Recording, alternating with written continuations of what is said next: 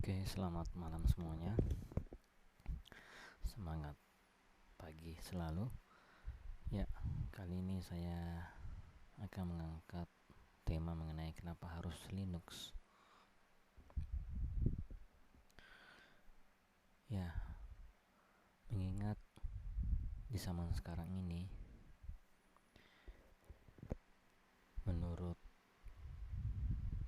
berita yang sudah viral yang beredar bahwa harga komponen RAM di dunia akan mahal disebabkan oleh penggunaan oleh AI, sehingga akan membuat harga komputer menjadi mahal.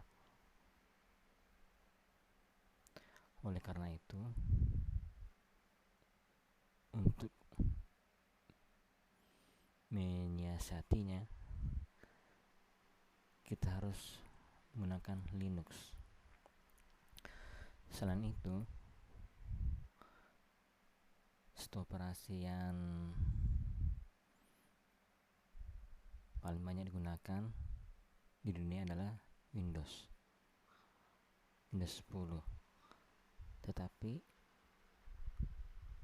masa akhir Windows 10 sudah selesai dan digantikan oleh Windows 11. Sementara Windows 11 ini membutuhkan spek komputer yang lebih canggih dan lebih banyak menggunakan RAM. Oleh karena itu, melihat kondisi yang dua hal yang tadi, sebaiknya kita beralih ke Linux. Untuk video pertama ini, setelah lama saya vakum, tak pernah bikin video lagi. Saya berusaha mencoba membuat video mengenai Linux ini. Yang pertama, gunanya agar saya dapat sambil belajar. Jadi saya belajar, saya membuat video. Jadi saya akan berusaha untuk terus bisa mengingat apa yang pernah saya bikin. Makanya saya tuang ke dalam video.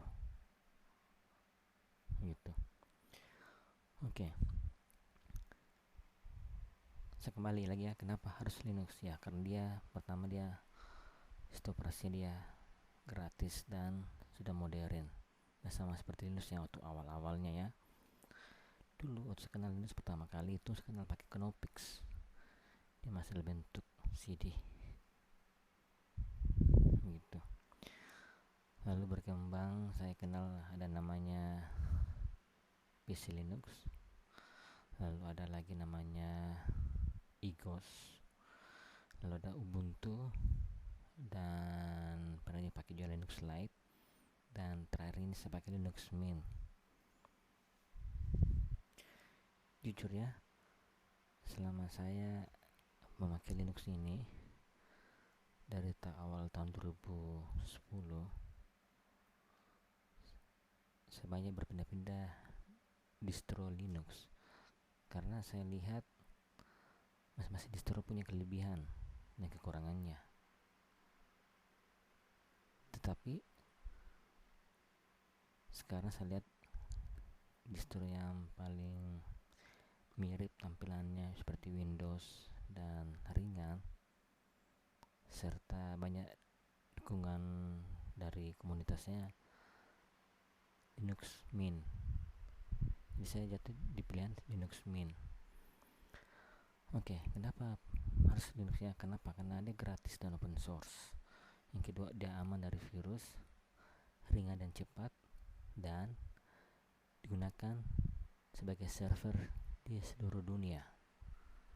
Ya, makanya saya mau kembali mencoba mendalami Linux ya, karena dua faktor hal yang tadi.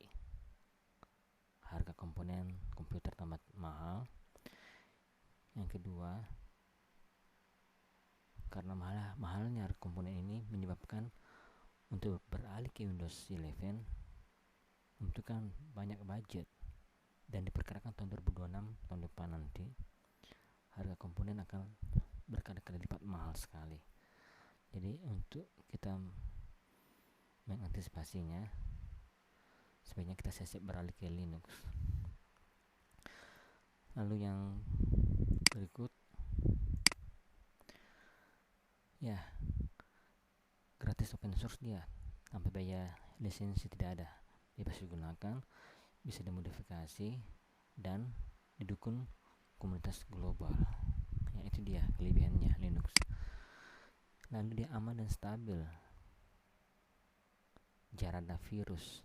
Kenapa? Karena dia punya hak aksesnya. Untuk titik user beda-beda dia. Ada yang untuk super root, ada yang untuk yang user biasa dan sebagainya. Lalu ada update rutin.